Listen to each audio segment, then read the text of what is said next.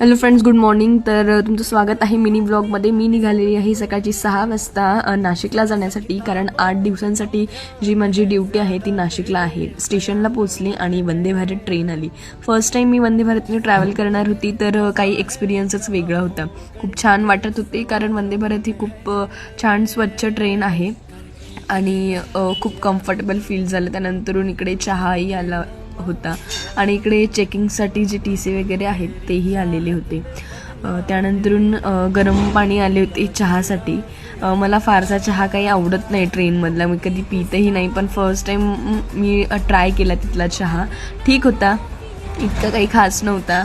आणि जे बिस्किट होतं तर ते ॲज युजल मी नाही खाल्ले, ते मी माझ्यासोबत घेतले. त्यानंतर इकडे नाश्ताही आला, ब्रेड बटर जाम आणि उपमा होता. त्यानंतरून इकडे होतं त्यांचं वॉशरूमही आपलं नॉर्मल जे ट्रेन आहे त्यापेक्षा स्वच्छच होते.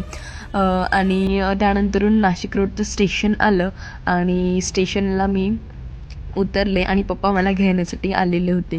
तर कसा वाटला ब्लॉग नक्की सांगा. भेटूया आपण नेक्स्ट ब्लॉगमध्ये. बाय.